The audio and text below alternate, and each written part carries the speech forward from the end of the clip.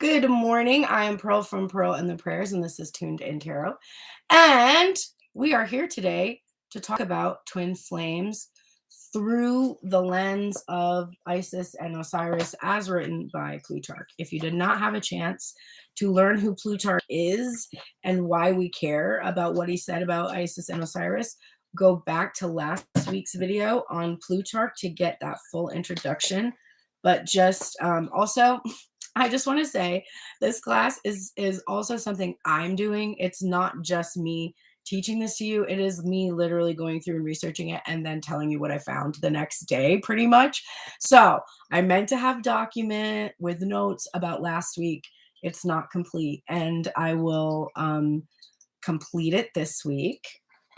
Look, I'm writing it down, and I'm writing it down here. Complete TF document. Okay, so hopefully that gets done this week for you so that next week you can have important dates, any important things that I talked about in the last class, etc. You can have a resource for them so you can just glance at it if you need to.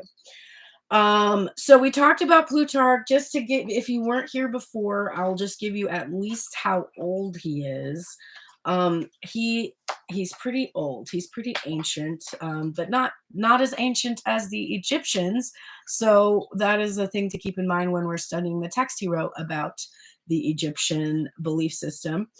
But he was born in like 46 CE or something like that, and he was writing these texts around the 60s CE.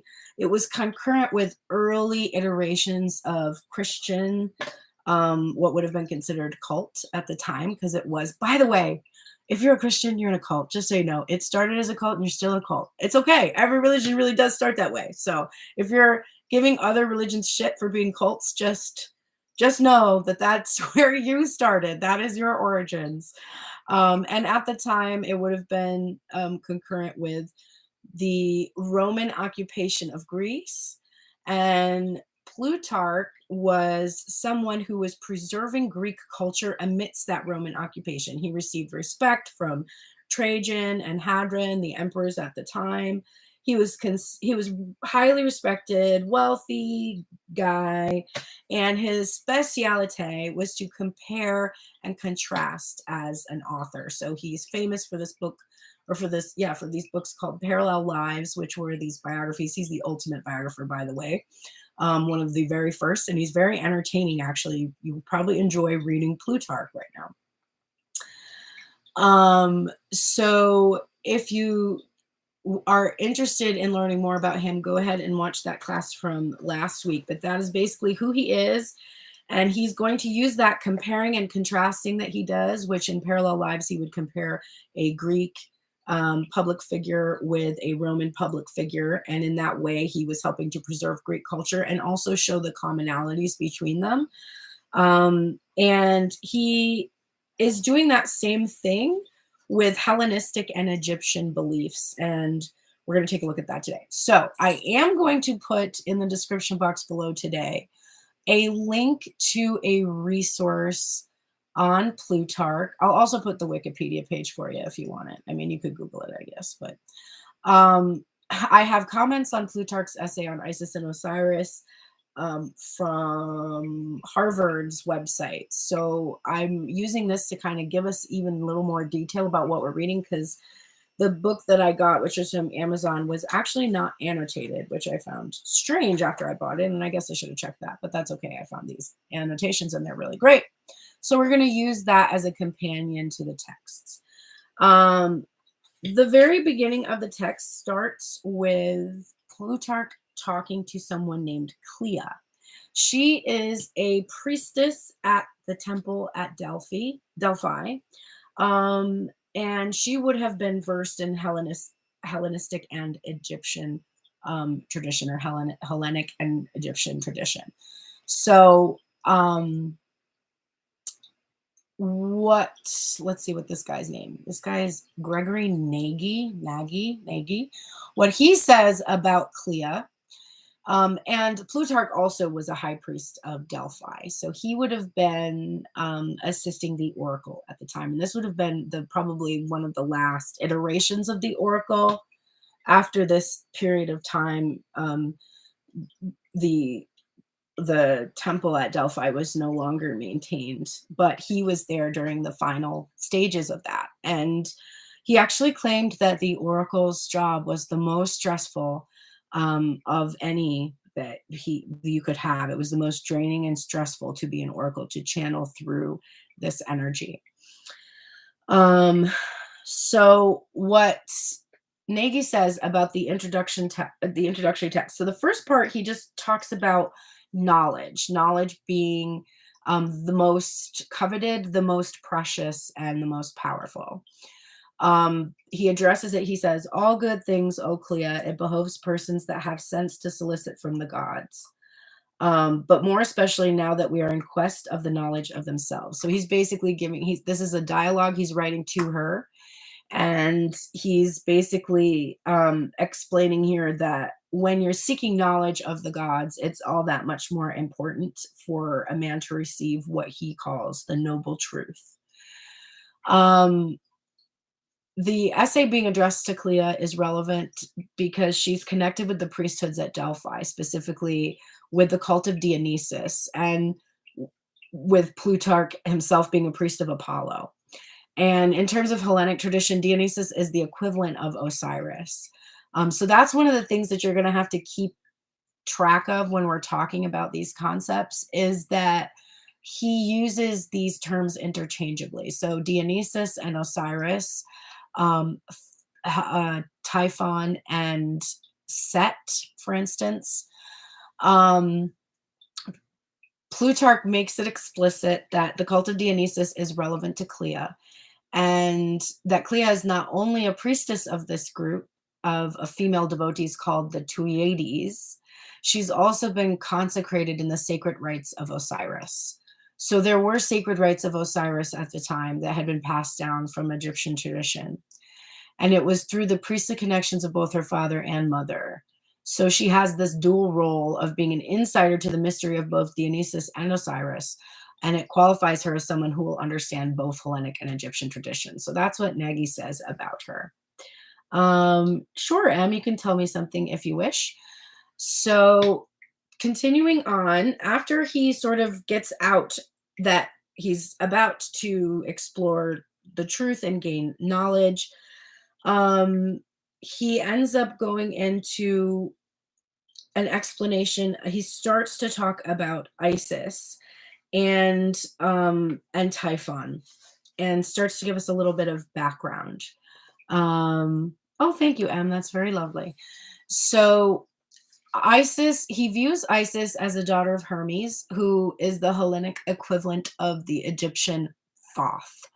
After this, we'll just try to call Hermes Thoth if we remember, and because we're just trying to have the Egyptian story be told here. And the reason why we're looking at that Egyptian story is because it predates a lot of the other texts that are sometimes cited in twin flame, I don't know, mythos, I guess.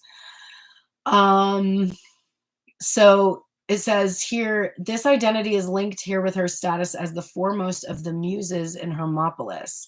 She is also linked with Thoth as the inventor of grammatique and musique, and her devotees carry the hierosologos, or the sacred wording, in their sukai, which is like, it has to do with the robes they're wearing. So this is a readable text. It's not too, for me anyway, it's not too dense, but there are some details about things that you might want to refer to the Harvard document for. Again, I'm going to remember to put the link for you. If not, you can Google comments on Plutarch's essay on Isis and Osiris, and you'll find it so that you can use it, because it really helps. Okay.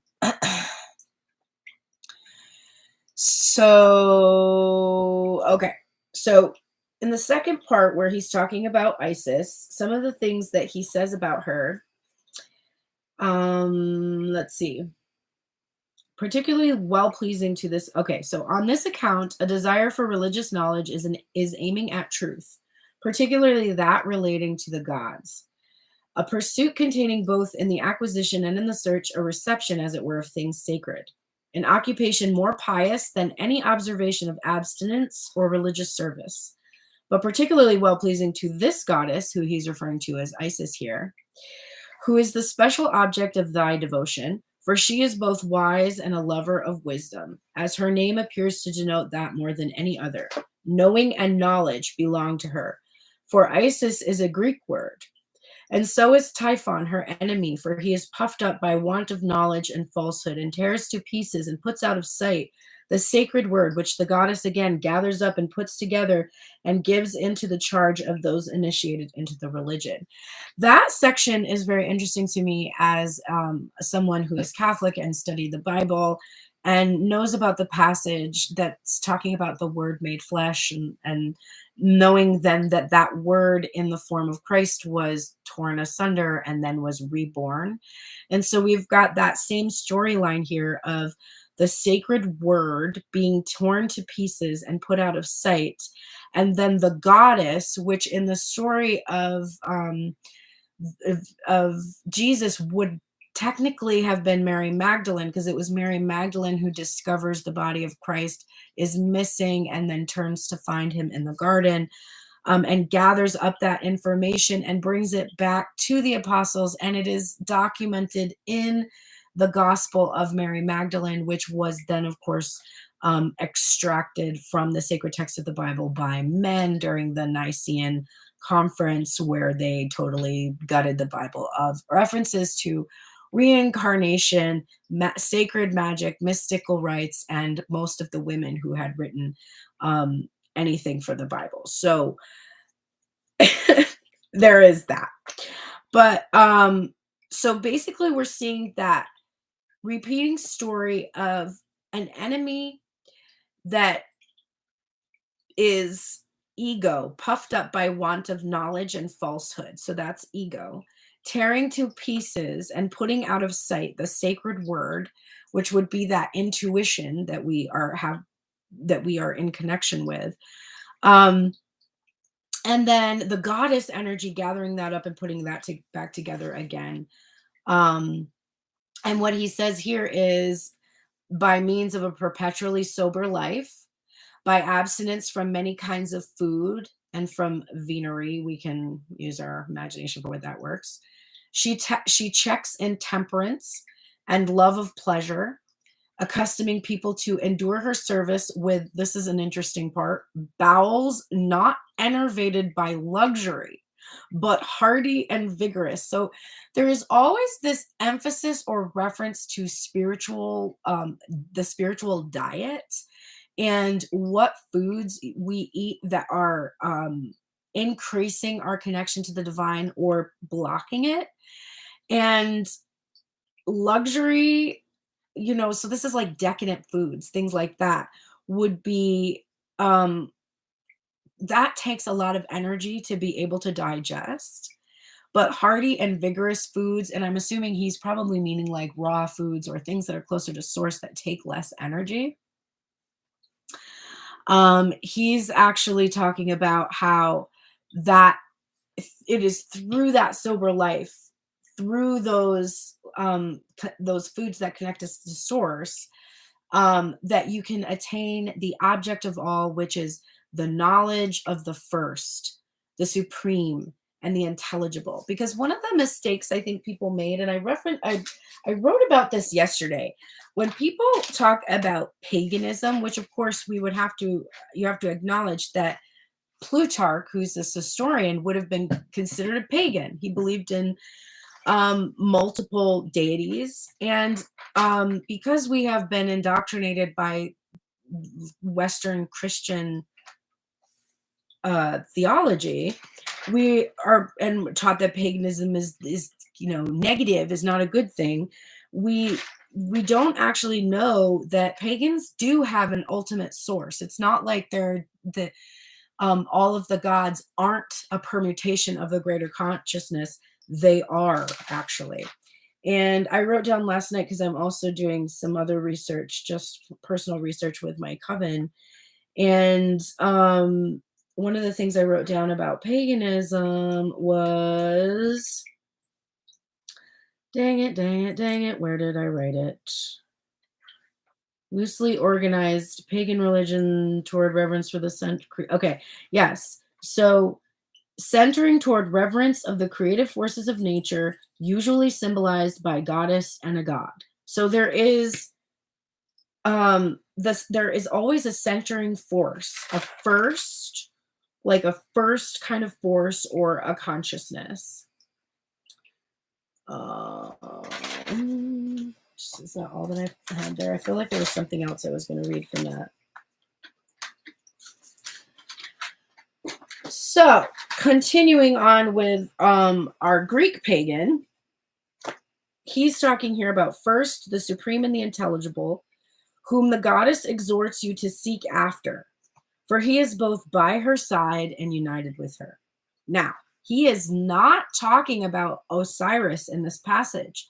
Osiris was not the first or the supreme, and we'll learn more about the origins of Isis and Osiris as we continue through the text. But it is not what you have been led to believe. So, according anyway to Plutarch, who is versed in the Egyptian mysteries because he studied at the Temple of Delphi.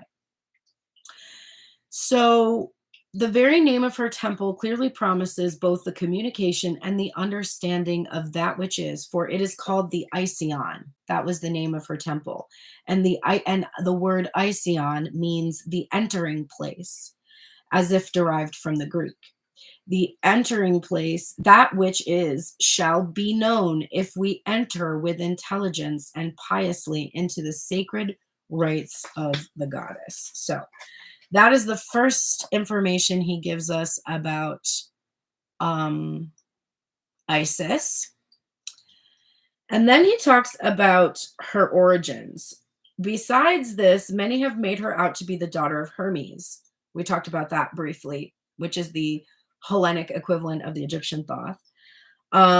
Many others of Prometheus, of whom the latter they hold to be the inventor of wisdom and foreknowledge. So Prometheus would have been the wisdom and foreknowledge god, and then Hermes of grammar and of music. And that's why we associate her with or why Thoth is associated with Hermes, because she is acknowledged as he is acknowledged as having something to do with grammar and music.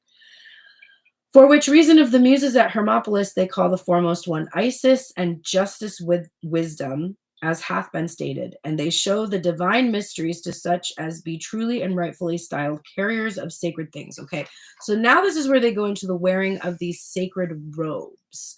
And there was some significance to the robes that the followers of Isis were wearing. It was a sacred vestment, is what this says. And it says, for which reason the circumstance that the votaries of Isis upon their death are clothed with these robes is a symbol that they go into the next world carrying with them this word. So again, we have this reference to the word, which is also referenced in Christian tradition. So that's an interesting thing to note, that there is always this idea that the sound of the voice creating is somehow it's somehow the source of creation. It's the word made flesh, or a representation that our words actually create our reality. There's always something referenced in sacred texts about that. And then he says here, for it is not Clea, remember, being the high priestess that he's talking to, the wearing of beards and the dressing in long gowns that makes people philosophers. Neither does the linen surplice and shaven crown make votaries of Isis. But the real Isisist is he that is competent to investigate by the aid of the word, the symbolism and the ceremonies connected with these deities, and who meditates upon the truth which is involved in them. So what he's saying here is significant. He's saying he states before this some of the reasons why people thought that the priests and priestesses of Isis and Osiris would have certain traditions came from these like um, religious metaphors, but what he actually offers is that it was really convenience that caused them to choose these vestments and choose the ways of presenting themselves. And the deeper meaning is it's not really about what they were clothing themselves with, or that it was much more about the investigation of the word and less about like looking back historically at something and being like, oh, these things are very significant. He's trying to suggest that they have like less significance than people have given them, which is an interesting thing. But remember, historians are trying to, and I'm coming at this from the perspective of historian. I didn't mention this today. I think I did in my first um, class that I started teaching last week, but I received my bachelor's degree in art history, and I was going to go on to the doctoral level and then decided to go into music and got another bachelor's in electronic production and sound design instead. But I approach things as a historian, which is to not to assume that I know what's going on because I'm not contextually there, but just to observe and draw conclusions and parallels between things that I do understand. That's typically how most historians function, I guess we could say. Um, so basically, we're going to stop there for today. The next part, there's a little bit more about shaving heads and stuff that's coming up, and we're going to go into that a little bit. We'll start there next week. So we've come all the way to section 4. If you decide to purchase the book, we are at section 4 now in that text. And I will share this part, which talks about in Nagi's resource that I'm giving you. It says on Typhon, who is the Hellenic equivalent of Egyptian Seth. Set is described as dismembering and making disappear the hieros logos, or sacred wording. But the goddess Isis assembles and puts together this sacred wording and gives it a tradition to those who are being initiated. The emphasis here is both on Isis and her antithesis Set, who is also the antithesis of Osiris / Horus. So Set disintegrates the hieros logos, or sacred wording, while Isis reintegrates it and makes it the traditional formula for initiates to learn in the process of their initiation. So that tearing up of the sacred wording and putting it back together, the goddess energy is the one who brings that sacred word and puts it back together and then is able to initiate and teach her devotees. So this is not going to be a class where we just start talking about the twin flames in regards to the text, because first we have to know the text. After we go through the text, and I will draw parallels with the twins as much as I can, we will come back and sort of trace the twin flame story out of this text.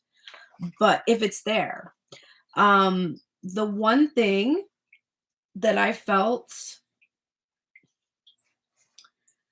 when I was reading this, I just got to find it. I made a note of it, but I didn't see where I put.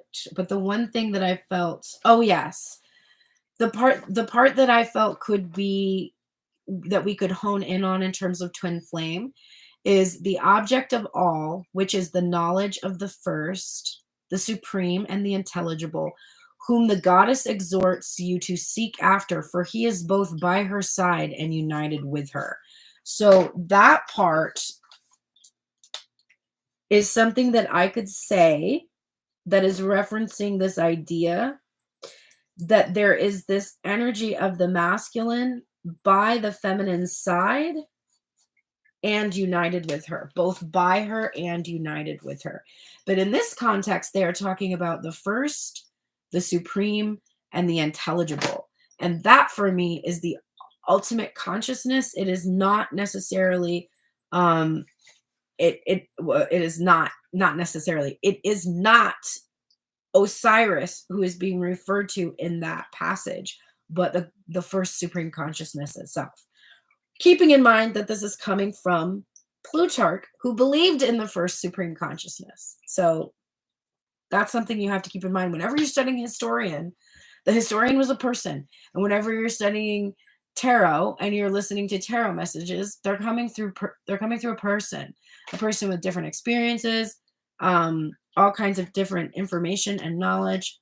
All right, so we're going to end it here today because this is dense stuff. I want to give you time to read through what I just went over today if you decide to continue studying this.